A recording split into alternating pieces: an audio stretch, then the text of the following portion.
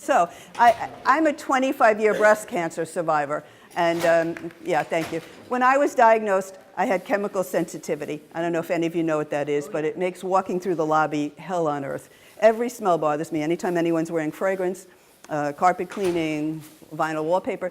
Back then, I was seriously ill with it. I spent 2 or 3 days a week in bed, literally in bed, because my muscles collapsed when I had these exposures. It was bad. So then I was diagnosed with breast cancer, and there's no symptoms, there's no pain, I just have a lump. And doc says, oh, we're going to start chemo next week. And I said, you know, doc, I have a problem. And he said, oh, it doesn't matter. I'm sure you've met those kind of doctors. And I said, no, but I have a real problem, doc.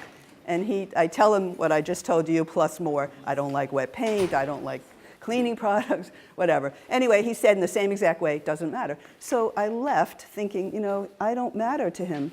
And that's not going to be a good way to start treatment for cancer. So, but lucky for me, I had breast cancer, had a support group. And I joined the support group, and the women were horrified. And they said to me, well, you can't do nothing. And I said, well, the surgeon said he got it all, which is probably the classic cancer words, which are completely meaningless because I had a recurrence in less than 2 years. But the first thing that I did was change everything that I ate. I went to 100% organic. You know, I was winging it. I had no idea what might work for me or what might not. So I started going to the green market, the farmer's market, buying organic produce. I was already a vegetarian, but I wasn't a healthy vegetarian because it's possible to be a vegetarian, as I was, and still eat cake for dinner and, you know, so on. So, but I always liked fruits and vegetables. I just wasn't, I was traveling for business and I was not getting what I needed. And there's other reasons, but you know, I got cancer. We all know what cancer is. It just shows up whether you welcomed it or not, whatever. So other changes. I began to exercise. I was doing some exercise. My brother's a champion athlete. My husband's a champion athlete. And I was like, you know, okay, 20 minutes, yeah, I could do that. But I started going to meetings, and in the meeting, the exercise professional would say, 60 minutes of vigorous physical exercise a day. And I'd be like, wait, I just heard you say barrier. I can't do that. You know, there's no possibility. So, and I would chat them up and say, well, what if you ate better, like, let's say more fruits and vegetables, and you exercise for 30 minutes a day? And they'd say, nope, that's got to be 60. Well, as some of you know, it's now 30 minutes a day is the recommended amount. And now I have read studies, because I try to read studies all the time, and information that says if you are vigorously active for 10 minutes a day, and you can do another 10 minutes if you want to. I do 20 minutes at a time.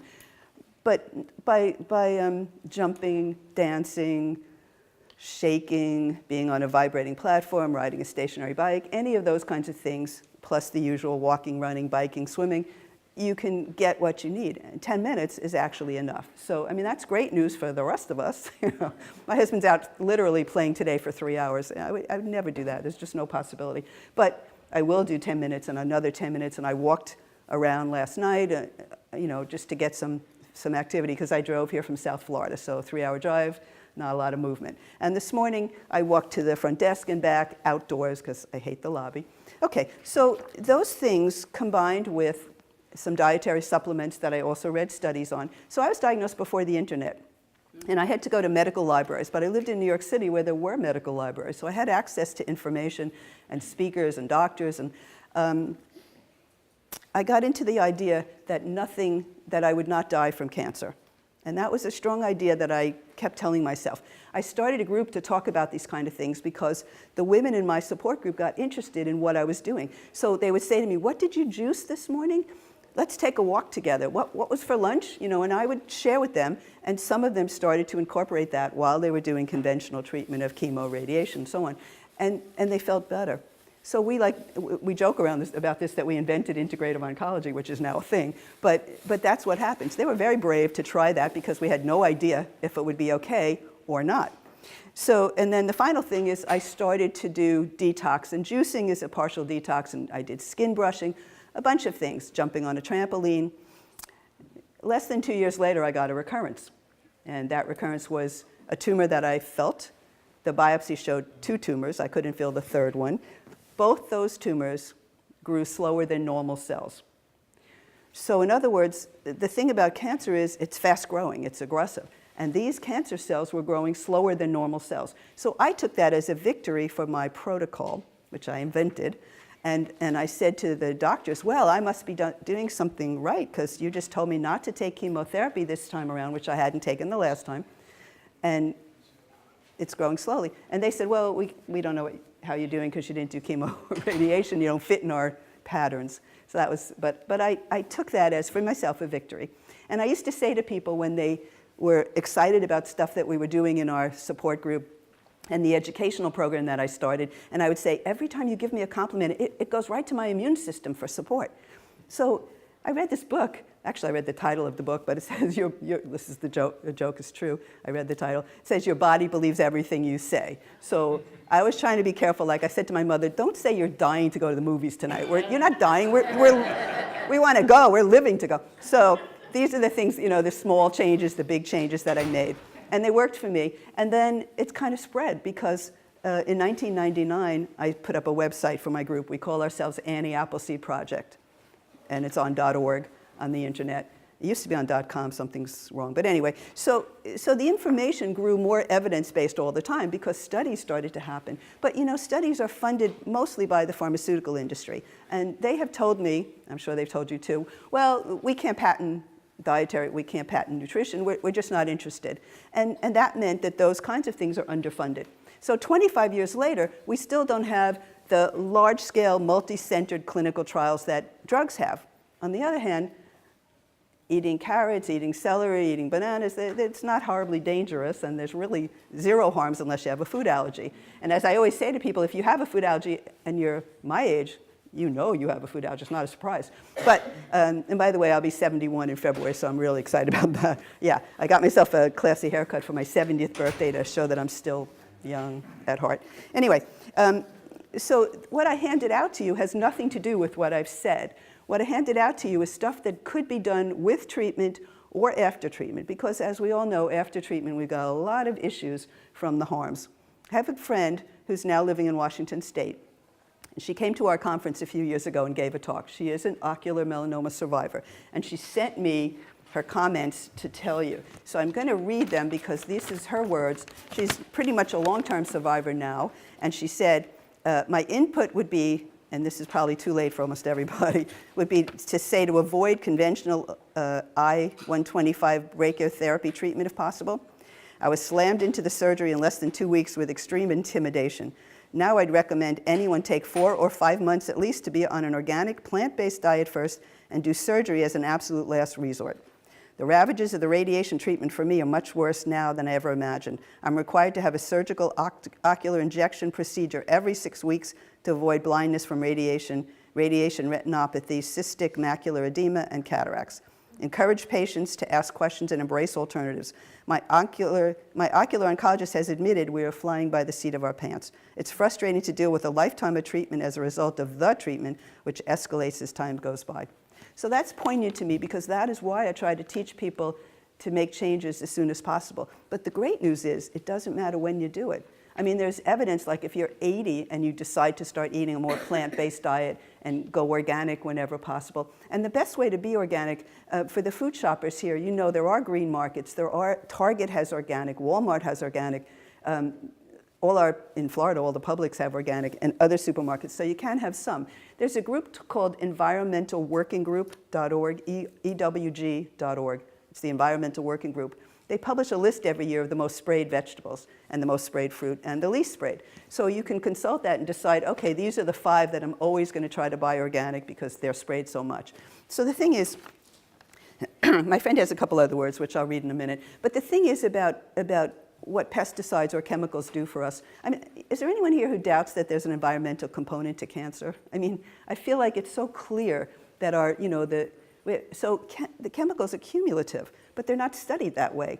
So we give one drop of one chemical to a bunch of mice, same chemical, and we see how they do. Well, if they don't die right away, hey, that was great. But what happened in 3 weeks when they had a chemical drop, but they don't test this way, but what if they gave them the drop every day for 3 weeks? That's a long time in mouse life. Or what if they gave them 5 chemicals, a drop every day for 3 weeks? We don't look at that. So we, the human beings, are the guinea pigs here, and we are the chemical accumulation of everything because it really does not leave our body. And evidence for that is, for example, they looked at umbilical cord blood in newborns. There were 200 chemicals that were identifiable. Newborn blood. They didn't even get in the world yet, and they had that. So that was from what their mother was ingesting accidentally. And other studies like that have shown it. There's also a study which I found really interesting recently, and you may have seen it in the paper. They did a study of women in France. There were 70,000 approximate women, excuse me, in the study, and they were judged on how much organic they ate. Excuse me. Excuse me, I am so sorry. The other speaker did not show up, so you have the whole hour. Okay, thank you. Okay, turns out we have more time together, so that's good. So it was a study about women in France eating more organic or less. The women who ate more, they were cancer survivors, had longer survival. Now, that's one study, but it was 70,000 people. My grandson noticed it, and he said something to me. He knows I eat organic, and he knows I buy them organic when I'm with them. And he said to me, "Did you see people with cancer live longer organic?" I said, "Yeah, I know that. That's my life, But there's also a study that children, young children, who have organic food for a week, 7 days, like eat organic only, most of the chemicals measured are gone from their bodies. So these small bits of evidence are what we have. Excuse me. So we have to go with what we have. In my opinion, we can't be waiting because the chemical, it's pretty obvious to all of us that the chemicals are a problem. They're not going to go away, but that shows that the things that we do are what are going to make us healthier in our lives. So food being the most obvious thing, it's the first thing we do when we're born. It's the thing that we do after we take our first breath. So nutrition is always going to be very important. I'm reminded of hospital food. When I was in the hospital for my first surgery, I asked my mother, first I brought my own food. I asked my mother to bring me organic carrot juice from the health food store. And then I had to fight the doctors to be able to drink it because, we snuck it, basically. Anyway, so for me, being chemically sensitive at the time of my first surgery, I didn't sleep at all for 6 nights. The first night I was in the hospital, I had the pole, I was attached to the IV, and I just got up and walked around the hospital. Nobody said anything to me. Nobody asked me who I was, no nurse, no doctor, no orderly, nobody. The second night, same thing. I begged my husband to tell them that I had to go home. So I ended up going home the third morning, which was great. But then I had other surgeries. As I said, I had a biopsy for the second and third tumor. I actually had 25 tumors on the left side.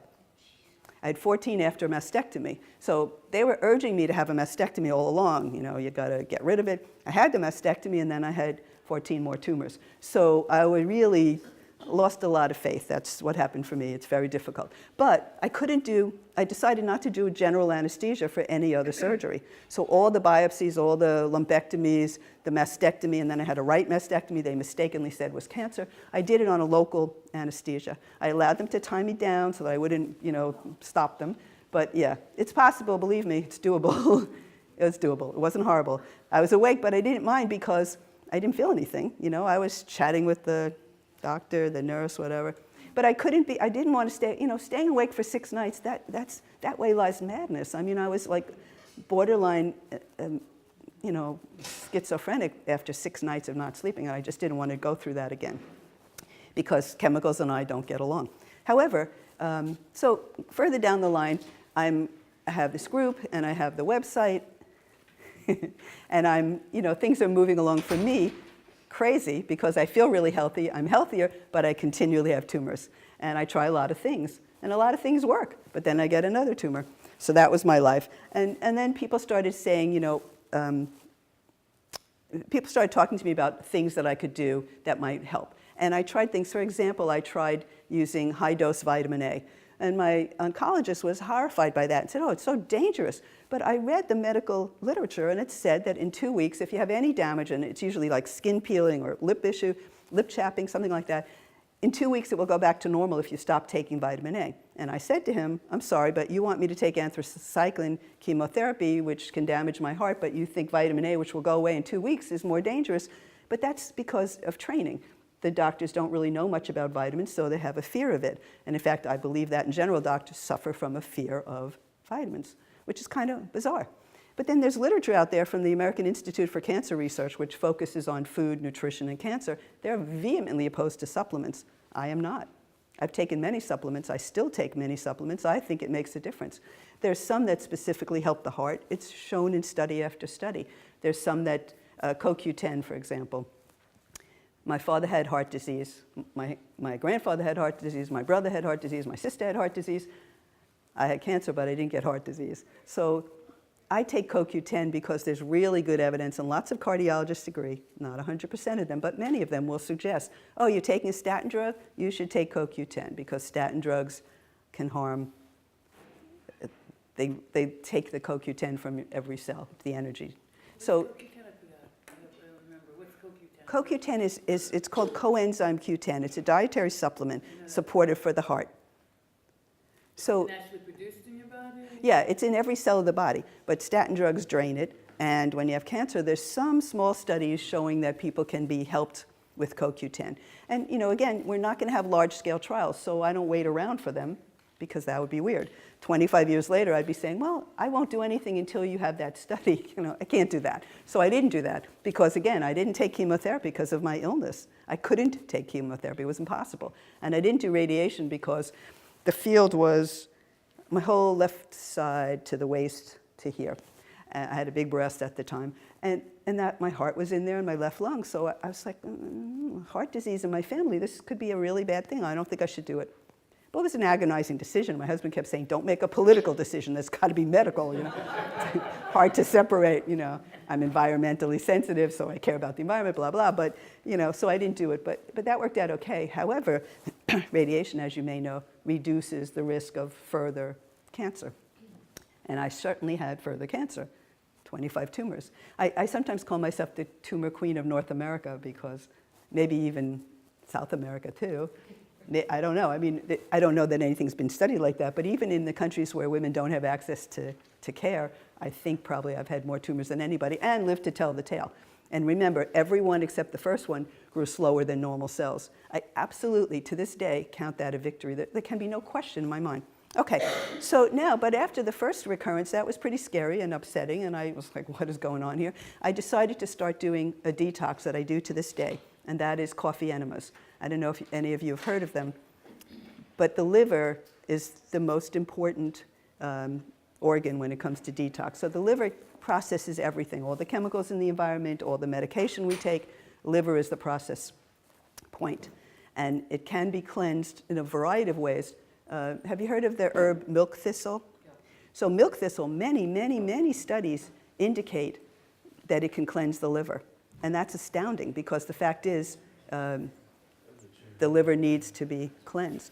But I started doing coffee enemas. I read about them from a protocol called the Gerson protocol, Gerson therapy. And I actually went to Mexico. My mother was kind enough to go with me. And we spent 2 weeks at the, oh my goodness. Okay, all right. So my mother was with me in the clinic in Mexico, and I was the healthiest person there. Everybody else had been through every conventional treatment, and they were drained. You know what it's like after treatment. There's no energy, and food doesn't taste right, and all the other issues. And so the people there were suffering all of those issues because in 1995, people went to Mexico because they were completely desperate for help.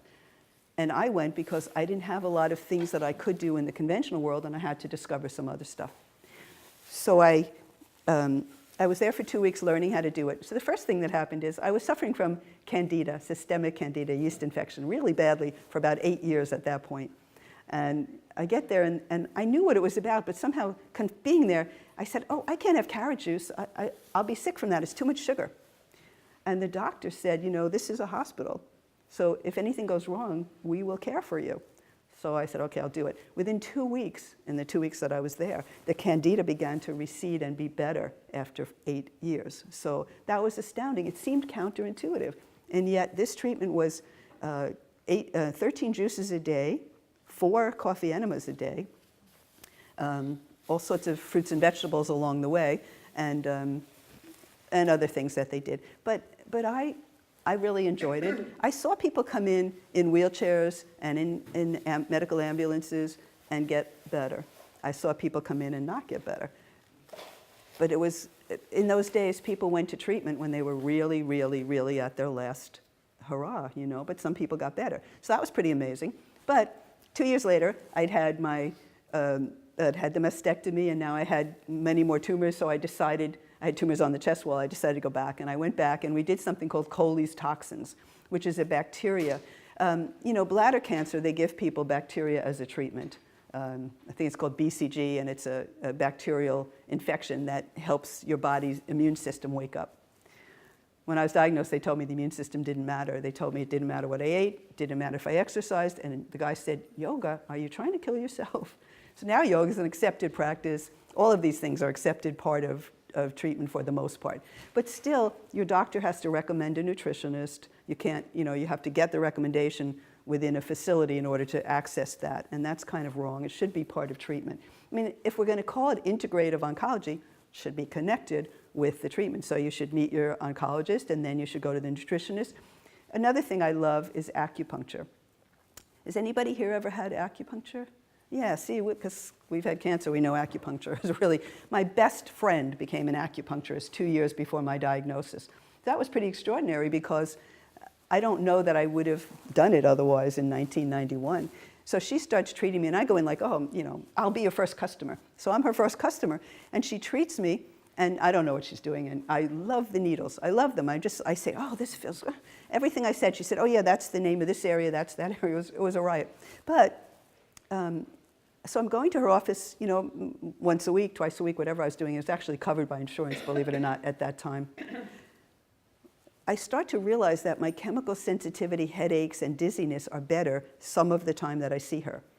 And we identified the fact that she was still giving massage, she'd been a massage therapist, and using peppermint-scented oil. So on the days that I smelled peppermint, I felt better from the chemical sensitivity. Prior to my cancer diagnosis, so I didn't know I was going to have breast cancer. So that was incredible. So I bought peppermint oil, and I started carrying it around, and when I had an exposure, I would sniff it, and I felt better.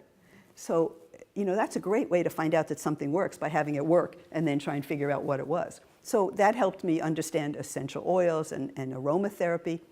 Anyway, 3 months later, I stopped having menstrual cramps. Every woman in this room knows what that means. For 32 years, I had, and then I didn't. And I went into normal menopause. Remember, I didn't have chemo. 11 years later, I never got a cramp again. So that was like amazing. And I didn't even know she was doing that. And it just took 3 months. So I was a fan. You know, it was just astounding because it really helped me. And then over the years, other things have happened in that way. I get acupuncture now once a week. The thing is, acupuncture is an entire system of medicine. It's 6,000 years old. They can resolve all sorts of issues. It's not just used for an aching back, which is what in the US we think of it as. I remember seeing a letter in the Times and some doctor wrote, I don't believe in acupuncture. Well, for 6,000 years they've been using it in Asia. Somebody would have noticed if it didn't work, you know? Okay, thank you. Somebody would have noticed. So therefore, I mean, and I don't consider myself special. I am lucky, but I'm not special. So things that work for me could work for anybody. They're not just because, wow, Anne Font for fat. You know, it's nothing to do with me, really. The system works. So then I said high-dose vitamin A I was taking. I had consulted 3 doctors. I made up my own mind, but I consulted all different kinds of doctors, including someone who was doing a clinical trial. But he wanted me to give up what I was doing. And since I had been kept alive by doing it, I just didn't want to remove myself from that. And it worked great. It reduced 4 tumors, and I could see from 3 weeks they started to reduce. And the doctor wasn't interested at all. I said to him, look, I have, you know, and he said, get dressed and let's talk. So I said to my friend, I need you to be my witness, because he didn't care at all. Anyway, truth is, they really got smaller, softer, but they never totally disappeared. And then I got another tumor. So I was like, how could this happen? I'm doing a protocol, it's working. So then I used maitake diffraction, mushrooms.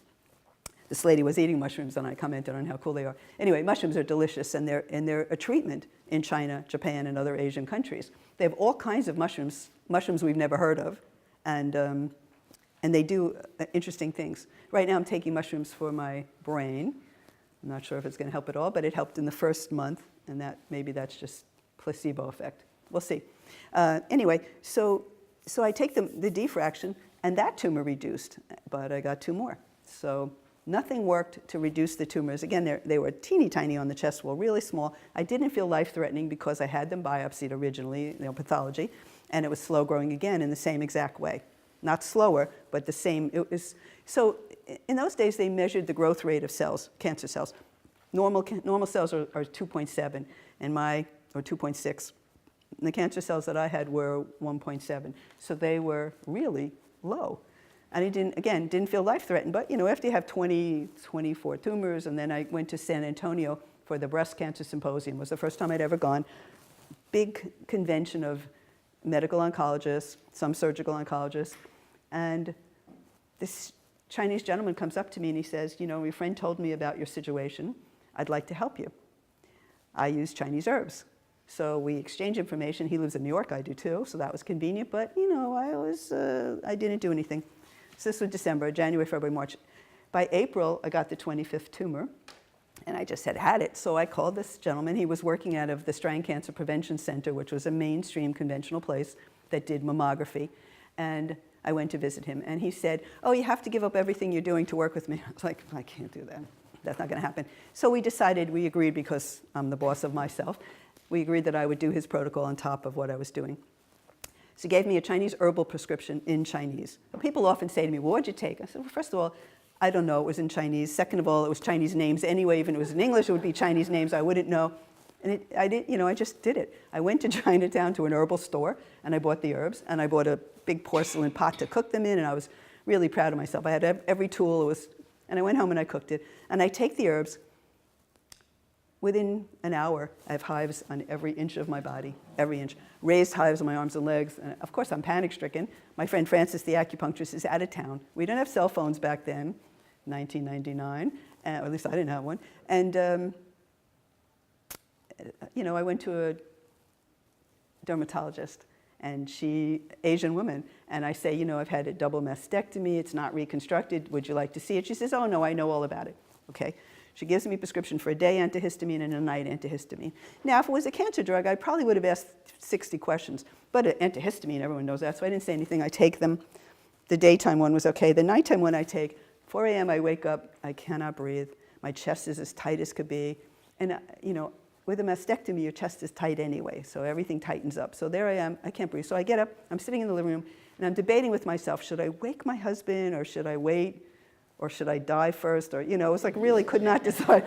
4 a.m. is the worst time to make these kind of, so anyway, I didn't die. And so the next morning at 9 a.m., Frances was back in her office. I call her up. She looks in the PDR, the physician's desk reference, and she says, oh, the number one side effect, which I call adverse harm effect, was chest tightening. Then at 10 o'clock, I call the dermatologist and I say, hey. And she says, well, how am I supposed to know? So nobody gave me the instructions for what's wrong with the drugs. I don't even know if they did that back then, but no one gave it to me. And she didn't give me a hint, although I had told her that I had a double mastectomy, and she said she knew all about it.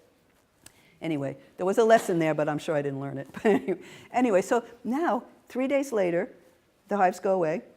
My chemical sensitivity completely changed. What I call the objective change, the symptoms totally changed. From having a dizzy headache that put me in bed, having muscle weakness, it went to throat clearing.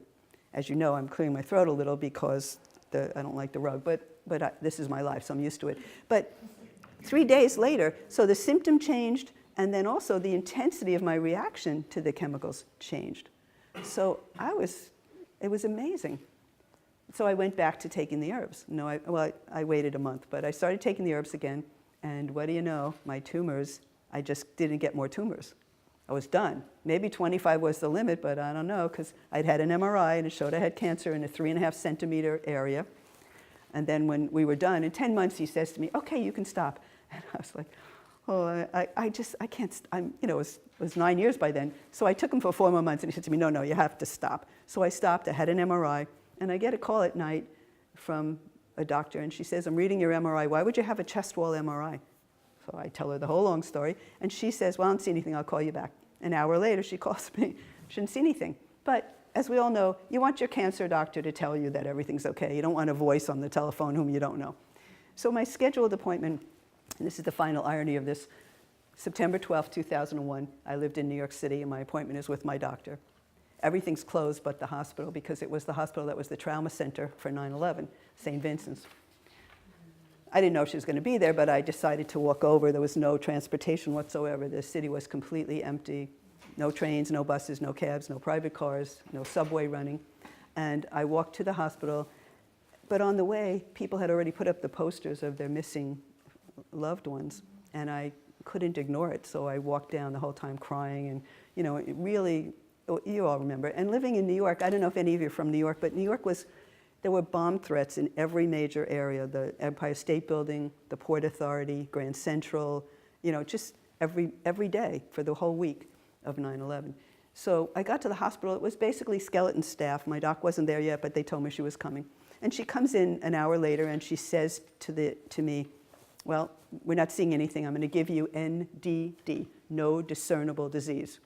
Now, that's my own diagnosis.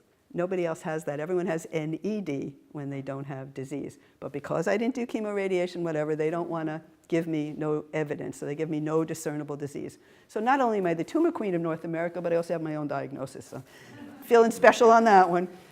So she says, this is really great, and can I announce it to our group, because everybody's so depressed. So she announces it in the loudspeaker for their office, and everyone's cheering, because really you don't get that kind of news too often. And then I leave. But I'm emotional, and I go outside. I started to cry, and I was standing at 7th Avenue and 15th Street. I could directly see the smoking ruins. 30, 40 people rush up to hug me, because they say, it'll be okay, don't worry, we're going to make it through. And I'm screaming in my head, I'm alive, I'm alive. For the first time in 9 years, I'm cancer-free. As it was intense. I'm just tearing up, because it really happened, and it was astounding for me. But I didn't stop my protocol. I kind of went to like 2/3, and then I went to 1/3. And to this day, and this was 2001, so since then, 17 years later, I still do 1/3 of my protocol. I take certain dietary supplements. I do 1 coffee enema a day. I work out for 20 minutes a day, some days 10 minutes, to be honest.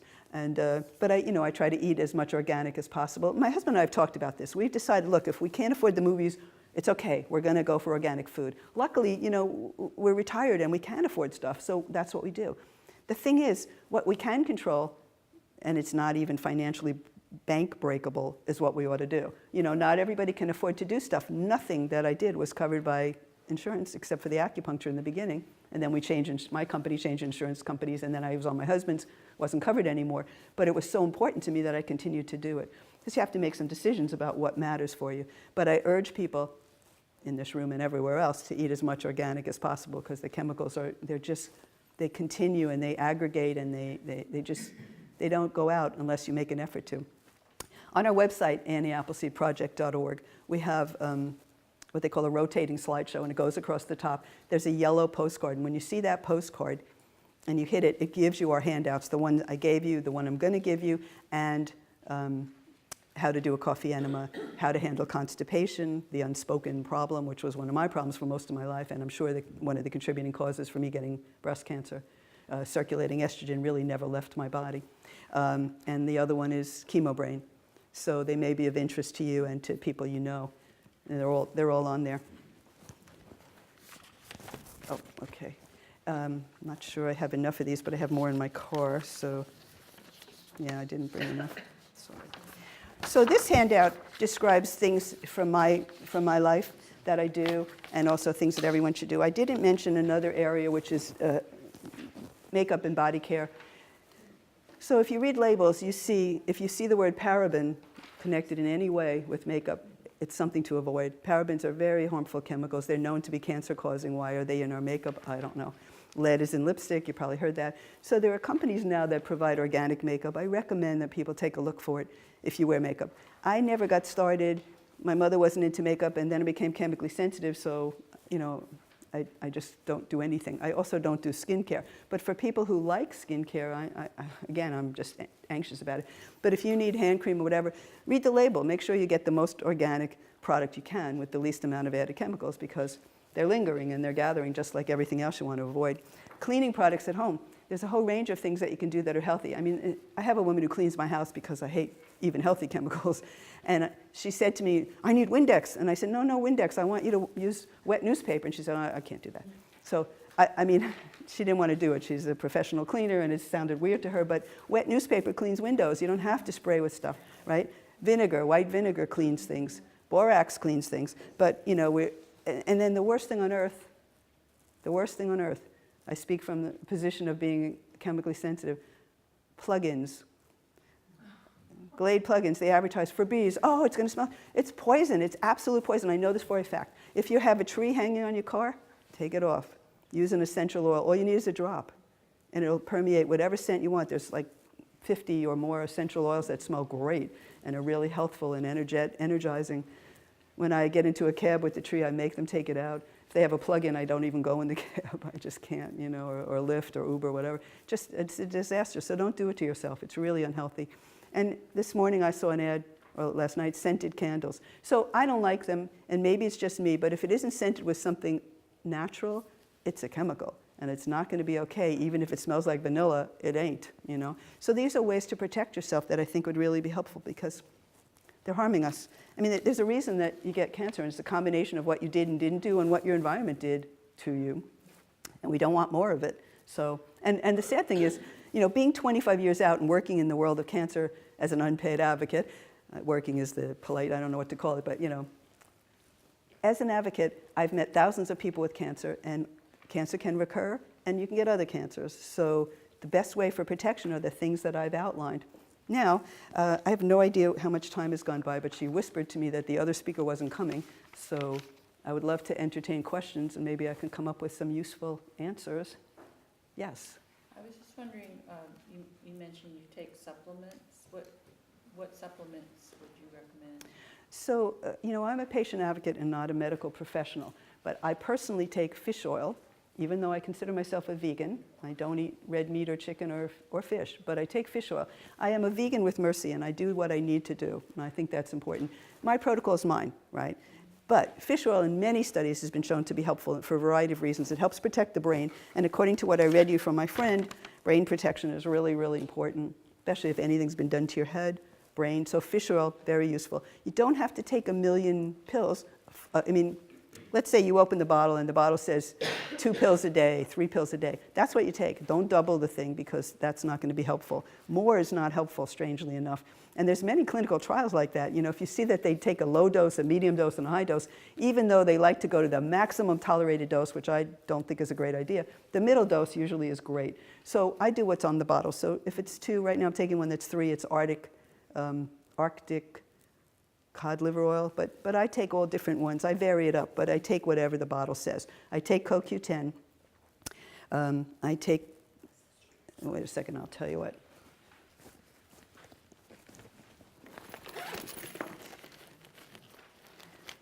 So I give my husband vitamins, and he takes a minimum amount, and he often will read something in the paper, and he'll say, oh, I don't want to take that, so I don't give it to him. But I take magnesium, very, very important. So magnesium has lots of good value, and it's especially helpful for people like me who have a tendency toward constipation, which, like I said, that was my life for the first 40 years. Colicky baby, you know, lots of issues. Every holiday meal I was sick from too much food until I finally figured out that I don't have to eat the entire plate of food that they give me, and nor do you. And, you know, it's a learning experience, but I learned over time. My childhood was terrible because I was always having, you know, of course I also cheated. I used to tell my mother, I have a stomachache, I can't go to school. So, you know, I probably missed a year in combination in elementary school because I constantly told her that. But also, I take a multivitamin that really made a difference for me. I am not going to tell you the name of it in the group, but if any individual is interested, I will tell you, because I don't sell anything. I don't promote anything. I want to be the neutral person that you can talk to about issues and know that I'm going to find the evidence on it and talk about that. So our website is evidence-based. We have information on our website that comes from studies. They're going to be small. They're not the large-scale trials because that's not funded. But this stuff is evidence-based. And, you know, how much evidence do you need? I mean, sometimes people say to me, well, there's a study on your website from 2002, and it's already 2020. And I said, yeah, but on our Facebook page, I just put up the 2018. I put up the trial from 2017, had the exact same conclusion, and had the same 40 people. So I can't make it a large-scale trial, and you know, but the truth is the truth. So these things work. So the vitamin I take, here's what happened. I was down with a friend in New Orleans, and she said to me, my brother and I are selling this great vitamin. I said, you know, I can't sell anything. And she said, no, we want you to try it. So I took the box home, and 3 days later, I started going to the bathroom. And that was 16 years ago, and I still do almost every day. So I love this vitamin. A year later, my next door neighbor said to me, she had Meniere's disease, you know, that dizzy thing. And she said, I found something that helps. So she tells me it's the exact same vitamin. So that was pretty cool. I don't know any other people who take it because I don't discuss it by name in a public thing. But it changed my life. So I take that. I also take Juice Plus. I used to take Juice Plus. You know, I mentioned Juice Plus because everybody's knows about it.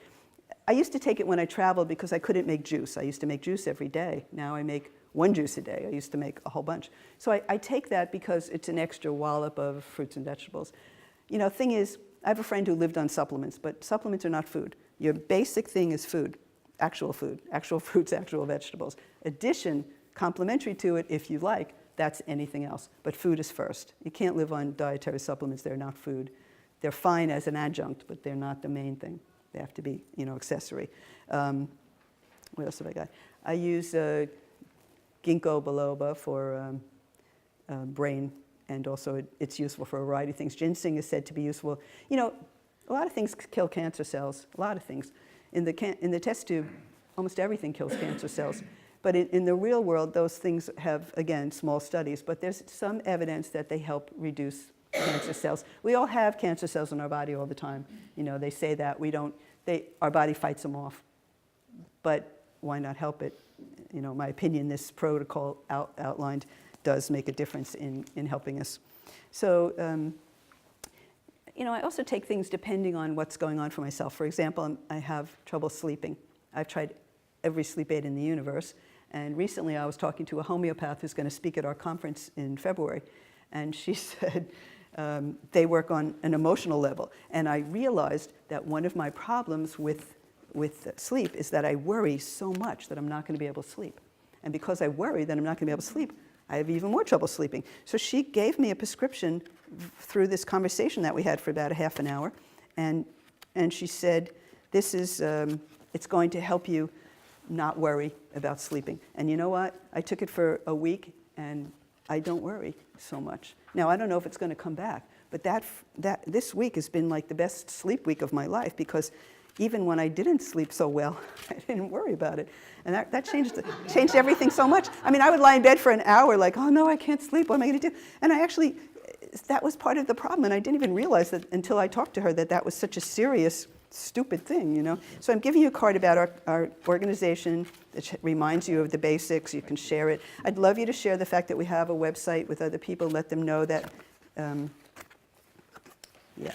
Now, you know, I'm an advocate, so I have a different view. I have the patient view. I don't have the professional. When you're a professional, you want things to be like perfect, but it's never going to be perfect. So nutrition professionals will say to me, well, you can't just tell people to eat fruits and vegetables. And I say, why not? And they say, well, they might have a problem with it. Well, if you have a problem with a fruit or vegetable, don't eat it. You know, that's my advice. Don't eat it. I mean, it's better to try eating it and see how it goes than to stay back because we don't know the perfect diet. And not only that, I'm me, she's her, you're all you. You do your diet, don't do mine. People always ask me, you know, what do you do? I say, well, what I do is not what you do necessarily. So that's important to note. You have to make your own program. And it's experiments, trial and error, because that's the only thing we have. But, you know, eating more fruits and vegetables. So cancer therapies and medicine in general comes from the natural world. Something is observed maybe in the Amazon from a plant or something like that. Even aspirin, you know, came from plants. And then a drug is made. But the way the drug is made is they take an active element and that becomes the drug. So of course it's going to have harms because in the real world it had all these things around it that probably didn't protected the harms. That's what a Chinese prescription is like.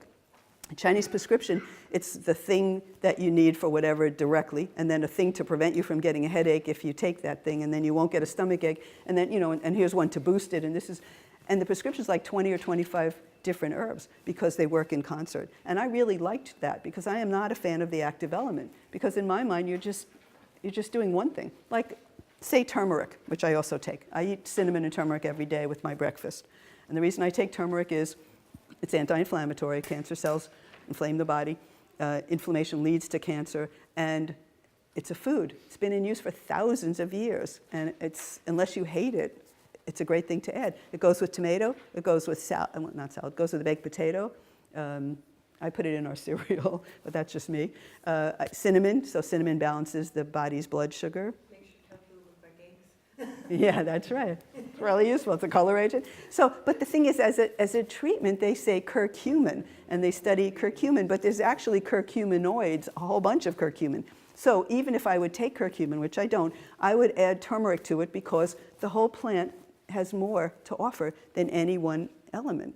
I think this is really, really important because finding an active element is not everything. It reminds me, for some reason, of when I edit a letter and I see I made a mistake and I fix it, and I'm so happy that I fixed it, and I send the letter out. But I didn't do the rest of the letter because, wow, I found the one error, but there might have been 4. But I didn't find them because I got caught up in the one, It's the same thing. They're like so excited. Oh, we found this, like ellagic acid, active element in raspberries and other berries. Wow, and it's a cancer fighter. Well, raspberries, blueberries, strawberries, other berries, put them on your breakfast tray. I was very sad to see all carbohydrates there for breakfast. I mean, that's not breakfast. No, that's not good. Yeah, no fruit, nothing that you really have to have more than that. We know those are empty carbs, the ones that are the least good to have, and it's really sad. And hotels serve them all the time. And I am the food police, and I will be telling Melody how I feel about that. I have to be. I've managed to change 4 or 5 conferences' presentation of food because the hotels are not thinking about your nutritional benefit, guaranteed, guaranteed. So you have to, you always have to. I travel with my own food. I traveled here from South Florida, 3-hour drive. I brought my own food because I eat only organic. I also stopped at Fresh Market on the way and picked up some drinks like I'm having right now. I'm drinking organic coconut water. It has to be refrigerated. I love it. My husband loves it. Started out, we'll have 1 a week, and then it was 2 a week, and now we have them every day, but that's the way it goes. But we enjoy it. It's really delicious. And, okay, so any other questions? Because I've just started babbling again.